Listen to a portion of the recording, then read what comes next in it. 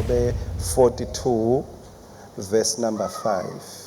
Tindlebe tami setiketeva ngawe, kodwa nyalo emehlo ami asakubonile. Bese kuba nguGenesis 28 verse 16. Jakobe waphaphama ebuphongweni wathi, kanti simakaze ukulendzawo, bengingakwati ke lokhu. Ganzi simakathe ukulendzawo bengingakwati ke lokho. Bengingakwati ke lokho.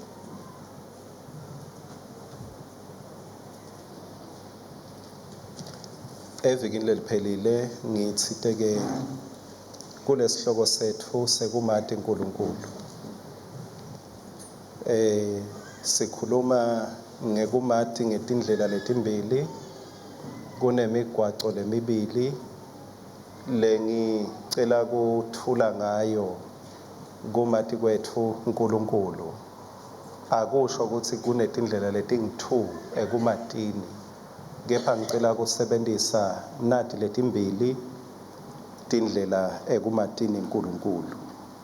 Indlela yokuqala ngithite mawufunza Taga sahluko 1 verse 7 lithi kuqala kwekuhlakanipha kumesaba uNkulunkulu. Kuqala kwekuhlakanipha. Kwesaba simakathe kusicalo selwati. Tilima tiyakwetselela kuhlakanipha nemiyalo. So lapha ngifisa sithathe lo beginning lokuqala. Kuthi kunelwati lwekuqala lolusenda simati uNkulunkulu. Lo lwati lolwekuqala ngeligama lengalisebenzisa lengicela kunikhumbuta lona emanotes ngiyethemba ukuthi akhona. Thank you. So leligama lekuqala ligama lelithi ginosko, knowledge. Uma singamati uNkulunkulu sitawukhonda, but lokukhonda kwethu kungayi kuye. Uma ngabe kuNkulunkulu wemicabango yethu. Ngasho ke lokuthi lo uNkulunkulu le Sathane bekafuna akhondwe nguJobe. Ngulo uNkulunkulu wabo bless me Lord. Ngulo uNkulunkulu wekuthi Nkosi ungiphe umsebenzi, ungiphe umfati, ungiphe ibhizinisi, bantwana bayaphumelela, nami ngithola promotion. Ukhonona ngaloko Sathane kuNkulunkulu. Uthi phela Jobe ukukhonda, he is worshiping you vele ngoba kunesizathu. Sewuthi ke ake sewubone buthi mawumemuka tonke letinto utawuqhubeka yini akuworship. Wamkhombisa ke uNkulunkulu Sathane. Ake ngithathe ngekuthi uNkulunkulu wathi Jobe ngifuna ukuprove wrong. Buthi mina angikhondwa because I bless people, but mina ngikhondwa ngoba ngiNkulunkulu. Wamthatha ke kuleso sifundo, wamiyekela, washaya abantwana, washaya imfuyo, washaya nemtimba wakhe. Ngazi ukuthi ekugcineni sengiyamcabanga nje uNkulunkulu akuvesini ngiyamcabanga ngesikhathi Jobe lapha ku2021 aya kuNkulunkulu aguqa athi hawo wena Nkosi uphile uthethe alibongwe iligama lakho. Ngiyamcabanga uNkulunkulu ezulwini athi kuSathane ubonile ke akangikhondi ngoba ngimbusisile ngimvikele. Buka phela nyalo sowubuthethe konke. Wathi Sathane hayi ake senyuse lo mdlalo wethu uNkulunkulu. Ake sewungivumele nje ukuthi ngimfake emathumba, kuputuke emathumbo kuputuke emathumba emtimbeni wakhe, kugqwale bovu emtimbeni wakhe. waze uhleti Jobe ekhaya lento iyanuka phela banuka Jobe waze umka Jobe hayi I cannot stand this I cannot stand what is this singisi siyabuya phela thina batikana what is this curse God and die ngeke ngihlale nendoda mina lephike ebuncinci onke malanga iyanginukela embhedzeni iyanginukela edladleni iyanginukela kuphi thuka uNkulunkulu phambane nemafu ushonele kuye kwathi Jobe cha ukhulumisa kwemfati losukudla iBhayibheli konke lithi kulesimo lesi kulesikhathi lesi Jobe akazake aresponde ngekona phambi kwaNkulunkulu kepha wa responda ngekumkhonda angati konke kepha ngihle ngiba nako kwesabasaba ukuthi uNkulunkulu akasisite nakulesikhathi kule generation ukuthi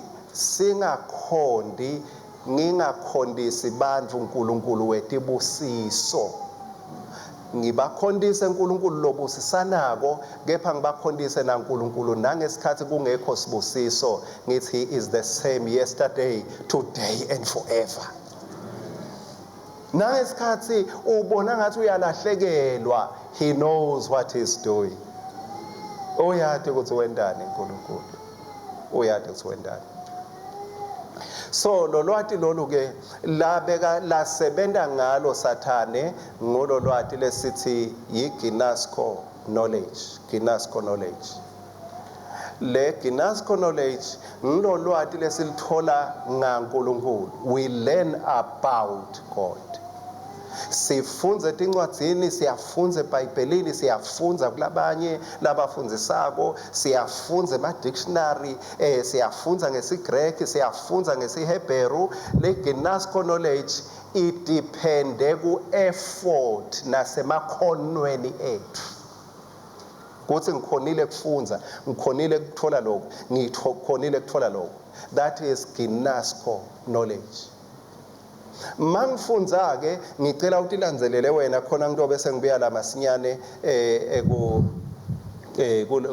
kulena yalamuhla ngidoyephetha ngicela ulandzelele nange mavesi lengidawasho bese ngiyakutshela mina ngidakutshela nje ukuthi lapha bengiconzeni kuba seGalatia sahluko 5 mawucala kuverse 19 kuthiwa imisebenzi yenyama isebaleni ngulena bugwadla buphingi nekungcola nemanyala nani lenye 20 nekukhonda tithixo bengizele verse liyaxubeka yes nekukhonda tithixo nekuthakaza nani nebuthakazi awumeke lapho kubhalelwe bobani lengathi niyakhumbula bazalwane Galatia 1 verse 1 2 bhalelwe bobani bhalelwe libandla to the churches in Galatia kusho njalo but yini bese kubhalwa ukuthi kukhona indzaba yokukhonda tithixo nebuthakazi but kubhalelwe bazalwane buthakazi bhalelwe bazalwane mangakubhalela nje ungumzalwane ngithi dear you ngithi mzalwane uboyekela kuthakatha ungaphinza ubuye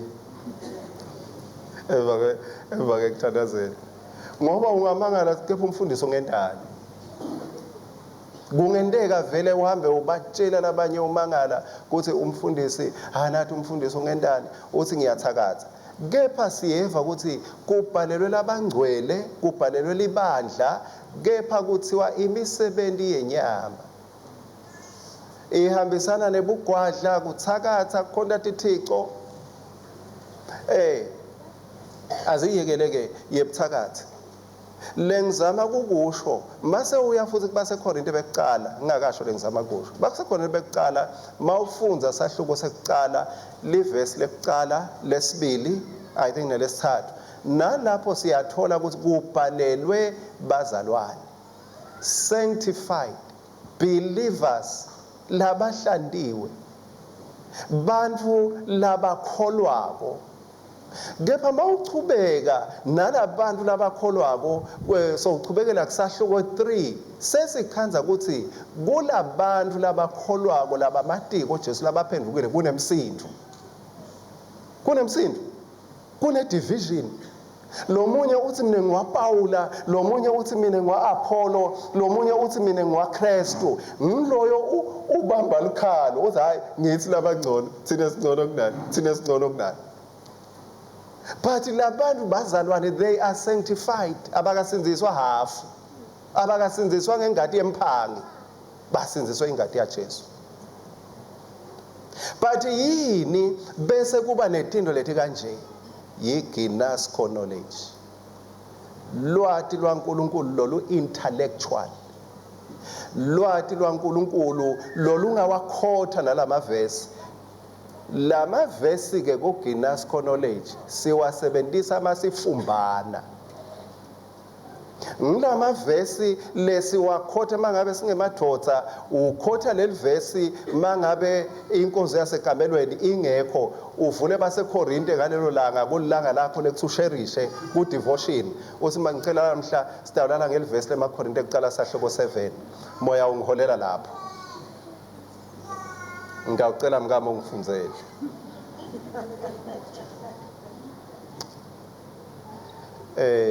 Umtimba wakho sewendvodza nendvodza wakho awubambe lapho. Wabani? Wabantu wakho? Angithi wami. Ake sichubeke nendzaba.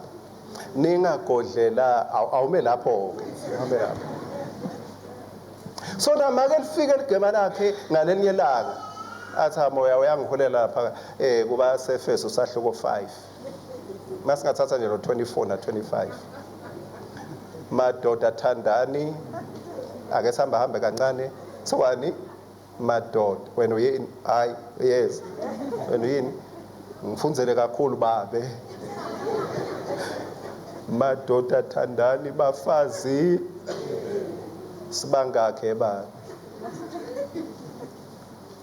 So i-gnosko knowledge sishayana ngemavesi kuze kutophumelela lokufunako. Uyawati wona lamavesi kepha wasebenzisa njengesagila kushaya abanye. Ngiwo lamavesi lenta sehlukane ekhaya sehlukane ebandleni ngoba ngiloyo uva ngathi ngiright mina ngoba ngiyathi ukuthi kuJakobe sahluko 3 uthini. Dawuthi ngisemhlanganweni ngithi uthini Jakobe sahluko 3 bazalwane ngoba uhambisana nalokho lokufunwa ngimi. Gani livi laNkulunkulu was never written to support Richard. It was written as a mind of God. Ngumcondo waNkulunkulu. Ngiko lithi imicabango yami iphakeme ngaze yakhumbula mkhulu uNdlovu noma kakhulu magcizelela imicabango yami iphakeme kuneyena iphakeme.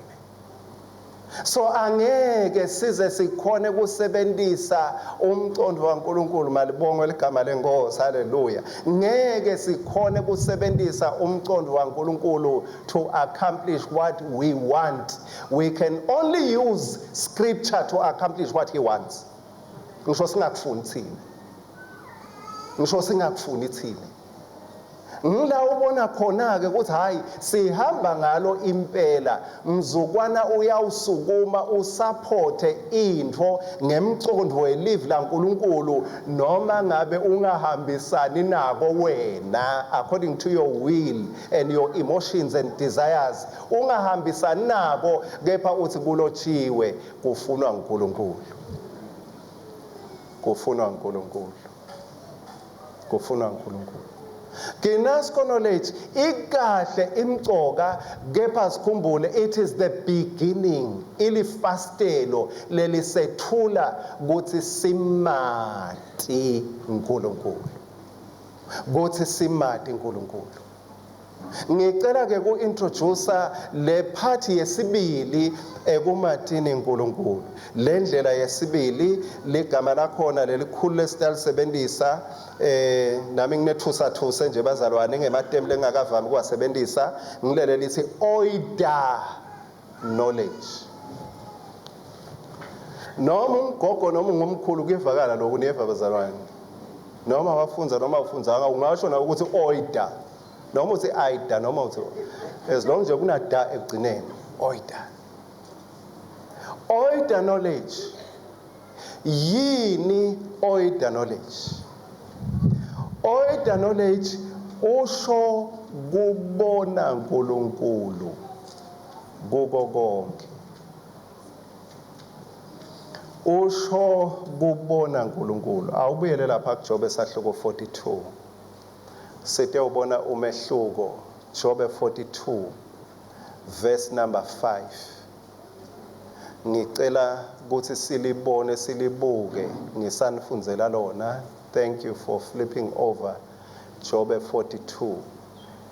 Tindlebe tami setike teva ngawe.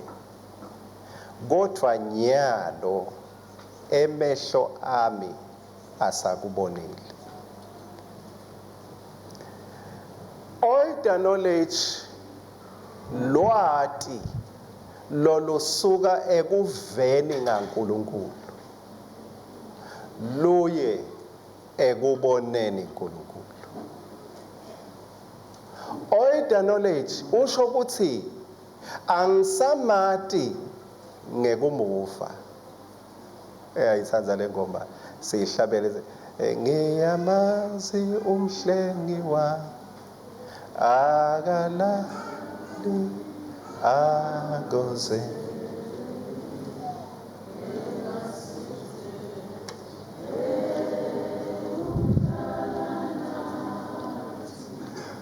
goze yeah. So nyalo ngisuka ekuthenini ngivile ngaye kepha nyalo sengiyamati. Kusho ukuthi Jobe mawufunza dahluko lethi ngemuva Jobe udebate nabangani bakhe uyalwa uyakwata ukwatela naNkulunkulu. Kusho ukuthi Jobe ukwatela uNkulunkulu ukwatela abangani bakhe based on Guinness knowledge of God. Ngenxa yelwati lanalo lolusiqalo lwati loluyi-introduction embeleni kuthiwa knowledge puffs up. I-Guinness knowledge. Lwati lukwena ukhukhumuke kube ngathi sewati konke kanti wati nje kancane. Lo lwati Jobe uthi ngike ngaba nayo i-Guinness knowledge. Ngike ngaba nalo lwati ngendlebe. Kepha nyalo sengiyambona uNkulunkulu. Jobe ubona uNkulunkulu kumbe bantwana solo ude imfuyo solo ude but uthi Jobe uyathi kukhona into lengiyibonako mangifelwa mangilahlekelwa kusho ukuthi kunento uNkulunkulu labe kayisebenta ngaleso sikhathi bine bengati ngekuva ngendlebe kepha nyalo ngathi sengiyabona sekufuna kunginika sithombe lesiphelele. Oida knowledge. Oida knowledge. Lo lwati lolu sibuyele kuma notes ethu. Lo lwati lolu ke ngulo lwati lolu sisebentela through surrender. Through surrender. Yabona mawu yesiphambanweni ngesikhathi sekuya kwaJesu esiphambanweni bekulihlazo. Bobukeka njengesigebengu lesikhulu. Futhi Jesu bekaya ekufeni. But because of oida knowledge, Jesu makafika esiphambanweni, he simply surrendered. Wathi baba esandleni sakho ngiyanikela umoya wami. Wafa. azange bambulale, but laba nabanye bebasashumba ngekwati kwabo ukuthi hey Nkosi yami kumbe bacabanga ukuthi hey ngiyawufa ngifele namahlazweni, bona bafike bababulala. So ngalama emagama, when you surrender, the enemy does not kill you because you have surrendered to the Almighty God. Wayekelela kuye ukuthi Nkosi nguwe lo watiko, kuthi ngiyehla angehli kulesiphambano kulobuka ngihlazekile, nguwe lo watiko Nkosi, ngishiyela kuwe. I-oida knowledge ayethembeli ekuthenini angitivikele angitikhulumele. I-oida knowledge isho ukuthi ngibona uNkulunkulu nangesikhathi ngingadi nangumshayeli nango lo vundla embe kwami. Amen. Laba hamba imoto sometime avundle umuntu noma eme apake emotweni. Khona lonke wapaka kimi anguwesifazana, akusho ukuthi besifazane banjalo. Ngabona sekaphethe letinto takhe atenta lapha atenta athatha likamo, wagcina kune robot imile imvalile, yaze yaphinze yaba green, yacelela phasi yaba red. Solo emile atenta atithuna umntwana nebantu, kumbe uhambe sekaphuthuma ekhaya, wethu watovimbela mina la. I-oida knowledge ithi Nkosi angati ukuthi Nkosi yami umntwana nebantu kwendekeni kuye, but wena uyathi Nkosi ngeke ngimfuce nangehuta. Kube uyangiva ngabe ngithi take your time lady. Nkosi, I don't know what is happening. Ngoba kumbe Nkosi umisa lapha nje khona la ungivimba ukuthi ngingasheshe ngifike khona. Khona la ungivimba khona. But lokufuna kwathi kufuna tinto kutenta ngemandla ami, baby asuke lo muntu ethuke ahambe nami ngiyibambe irobot ngesikhathi ngifike phambili. Ngikhanze lokho uNkulunkulu bekangivikela kuko, kube ngithethe Nkosi I surrender. I don't know, bona bengathanza kufika kahle, but now kunesimo embi kwami Nkosi I surrender to you. Oida knowledge ithi ngibona uNkulunkulu noma ngingade ukuthi kwendekani, but ngibona uNkulunkulu. Ngibona uNkulunkulu Nkosi nangesikhathi ngazuthi kukhona lekuthiwa yifailure empilweni yami, but ngibona uNkulunkulu. Angikuthanzi kuba yifailure, angithanzi kwehluleka, angithanzi kubona ngathi ngibuyela emuva. Batali asithanzi kubona abantu bethu bafaila. Umtali lengathi akaphakamise isandla nyalo uma ngibuta ukuthi uyajabula yini kubona abantu bakho bangaphasi, lo ngaphakamisa isandla nyalo ngilobekalele ngisengabuthi lo mbuzo. Ngilengabe nje uve ukuthi ngiphakamisa isandla wangeva ukuthi ngiqale ngani. So wonke umntali uyafuna ukubona umntwana aphasa aphumelela achubekela phambili, kepha sisakwenda lokho sibaphusha sikwenda konke batali bese sewuthi mawuwedwana sekunje sengikhuluma ebikwabo nyalo, but mawuwedwana uthi Nkosi I don't know, ngende konke lokusemandleni ukuthi aphase but nangu akaphasi, kepha wena Nkosi uyazi, wena Nkosi uyazi. Wena Nkosi uya mina Nkosi angati kahle kahle, kepha Nkosi wena uyathi. Lokho sihluphako ngulokufuna kwathi konke kani munye lo wathi konke. Uma sifuna kwathi konke singaba stressed ngendlela emangalisayo kubazalwane. Yabona uNkulunkulu akabe uNkulunkulu yedwa. Thank you, I cannot applyele kuba uNkulunkulu, angeke ngiku-applyele. Lolo watiko ukuthi bani uhamba la uyawukwephethapi, uhamba lapha ukwephethapi, akethwala itandla enhloko uNkulunkulu wathi oh nango-ke engabe uyabe Nkosi yami. uNkulunkulu akabe surprise. He is God, he knows everything. He knows everything.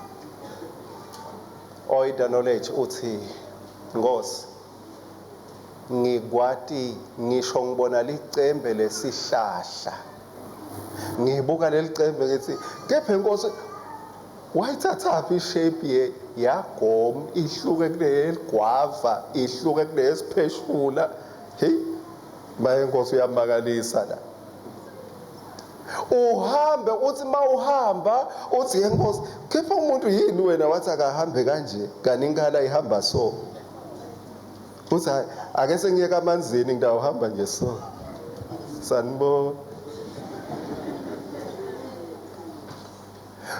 lo munye uthi ahamba so namgwaqweni wethuke kuthi uyangibona lo muntu uNkulunkulu ebudzaleni bakhe ku-wisdom yakhe wakhanza kuhle ukuthi hayi no stress ukuhamba nje kaso uhlekiswa mloko nje ukuthi Nkosi uyamangalisa emehla wafakanga ngemuva angikhoni kurivesa emehlo wawafaka ngala awu Nkosi engabe ucabanga ngani mawufaka emehlo ngala kuphela ungawafaki all over kanti indawo uthanza nekubuka ngala athi uNkulunkulu phela bengithanza ukuthi bese kuba naligama lelisicanata sithini singisi look around canata yini belunga bacanati kude singisini so bengithanza ukuthi utawuhle ucanata kani futhi lebengikuthanza kakhulu bengithanza ukuthi ube nalabanye bantu labatawubuka la ungaboni khona wena. That is why ngakupha lamehlo laba so that wena ungetuba independent njengami wena ube dependent kulabanye. uNkulunkulu uthi Jobe bengisolo ngiva ngawo ake nihambe bazalwane uNkulunkulu munengi utholwa abantu labangamfuni. Jakobe watholana naNkulunkulu sahluko 28 bawucala verse 10 Jakobe tsotsi uphumile ekhaya ubalekile webethi busiso waqale weba kuba yi-firstborn webathi busiso nawaphuma tsotsi ahamba lamshonela endleleni akabonga uNkulunkulu olikhipha uyathi usebendani kuzalishonise ubamba tigebengu ekushoneni kwelanga lashona langa ngafiki la aya khona alele akazange wase uthi hayi ngoba naku liyangishonela angisale ngento ngathi ngiyathandaza indrotha beyilele akabonga uNkulunkulu khona labalele enyalo lengibabonako kwasho lo munye wathi ngibengilele in the presence of the Lord kanti bekumele athandaze Jakobe ulele imtsotsi ulele lapha inkosi yehle ezulwini yabonakala kutsotsi uthi Jakobe kanzi simakathe ukulendzawo kungcono lamuhla sesiyasho ukuthi I feel the presence of the Lord. Kepha Jakobe never knew the presence of the Lord but uthi kunetikiti yakhe la kunetikiti yakhe la akusindrotha beyimfuna ngiko kuba seRoma sahluko 10 verse 20 uthi utholwe abantu labangamfuni kanti kumaHebheru sahluko 11 verse number 6 lesinika umcondo ukuthi uNkulunkulu uyabavuza labamfunako noma uyamfuna utamthola noma ungamfuni utamthola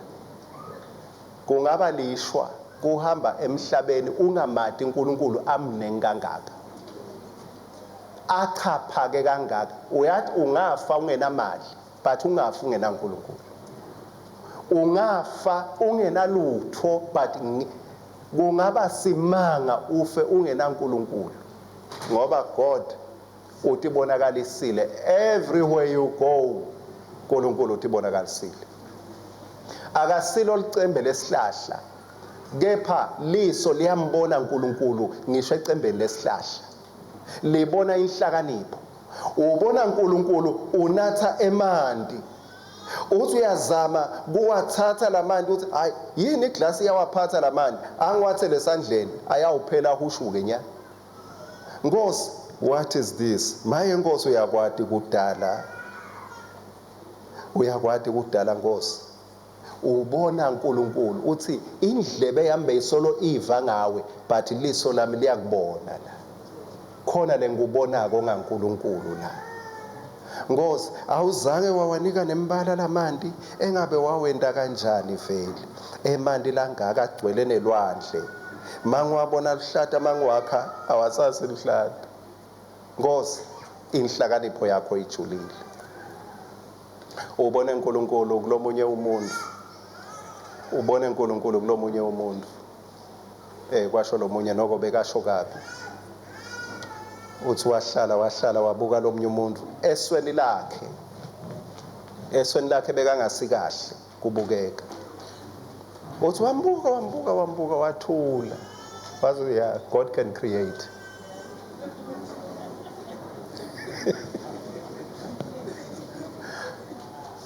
Wathi hayi cha uNkulunkulu uyadala. Bekangabukeki kahle esweni lakhe. But uNkulunkulu ezulwini uthi what a wonder. Awuhambe ubuka abantu but ubabuke kahle. Hayi njengalele ngimshoko. Uhamba ubabuka phansi phezulu uthi God can create. God can create. Labanye bangaka uthi Nkosi God ake uphelelwe sidunge kuleli viki uhambe ubuka uNkulunkulu uhambe ukhuluma ucoca naye phasi kwetihlahla uthi Nkosi bewakhani la Nkosi ngibona la ngemagungumence Nkosi ngibona la bewentani bocabangela bani mawenta nawo ulalele tinyoni umsindo wetinyoni uthi Nkosi maye uyakhona kwenta tintfo ngoba leyo nyoni ayiboleki liphimbo lalenye ngileyo nyoni ikhala ngeliphimbo layo. Indlebe yami beyisoliva ngaye. Asimfune lo mlilo lo wehlisa umlilo send the fire Lord send the fire awume ngalo mlilo. Ake sewumbone kunathi into letilula. Ungakambona vula lwandle lolubovu ake sewumbone kunathi into letilula lotibona onke malanga. Ungastress ngelwandle lolubovu kumbe ngeke ufike nekufika kulo. Nkosi vula nalwandle lwami. Ake uthi nje Nkosi thank you for the leaves. Ulalele tinguku ekusenti khala. Sorry you are missing out guys. Mawusesilungwini kuphela. Ulalele licuthe likhala kikirikiki. Ngesikhathi lesithide wafaka liwashi uNkulunkulu enkukhwini. Ulalele uthi God you are wonderful. Engabe leliwashi lingakuphi uboka ulihlabele licuthe bese uyangilethela leliwashi. Inkosi yehla ezulwini ngicela sisukumeni.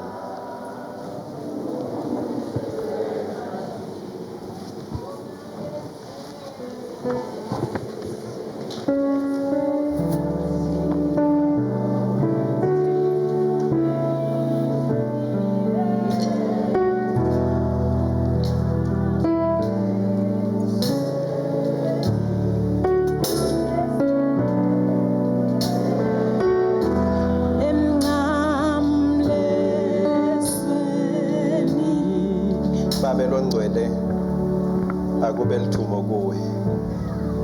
Vule emehlethu sikubone kana ubonakali. Sibone tendo takho. Uthi introduceile kubantu ngetendo takho.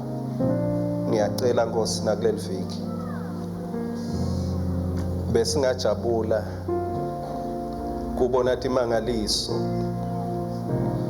Kepha Nkosi sicela usivule emehlo sibone imangaliso leti sebaleni kumbe leti ngadzingi nekuthi sizile kangako kumbe naleti ngadzingi ukuthi siye entsabeni timangaliso lesidibana nato temisebenzi yakho. Help us to walk around with wonder and awe. Sisabuka sehla senyuka sithi nembala uNkulunkulu ukhona. Uniketa kuphila ngisho etintuthwaneni. Tehla tenyuka tanikwe assignment ethwala imithwalo lemikhulu. Nembala uNkulunkulu ukhona. Yenda Nkosi singabi nesidunge sakho. Asifuni kuba uNkulunkulu lesitawuta stokukhonda ngelisondvo bese silahlekelana nawe ebudzeni beliviki. kepha sifuna ukwathi kungenamsindo ema-keyboard, kungena praise team, kungena mfundisi, sifuna ukwathi wena. Akuthunyiswe wena Nkosi ngalolo lwathi lolutawubangela ukuthi noma sisehlathini, noma sisebhasini, noma sisemgwaqweni, sikuthumise wena. Lwathi lolutawubangela ukuthi noma singadi ukuthi into atendekileni njengaloku besifuna, kepha sikuthumise wena. Asifuni ukukudumisa by the instruction of the devil, kuthi wena sikuthumisa into mathi sihambela kahle, kepha Nkosi sifuna ukukudumisa ngoba Genesis 1 verse 1 ekuqaleni uNkulunkulu. Sifuna kubona wena Nkosi ekuqaleni kwako konke, noma ngilokuhle noma ngilokubi, sifuna kubona wena. Kalithunyiswe Nkosi eligama lakho. May your peace, kuthula kwakho akube kumunye namunye walabangcwele bakho Nkosi, bathi ukuthi I must be still and know that he is God. Noma ngingadi sikwendekani, but I must be still and surrender to him. Ngalokho baba uyawuthunyiswa emhlabeni, bantu basakubona kithi. Egameni lika Jesu Kristu Nkosi yethu. Amen and amen. Praise God. Amen.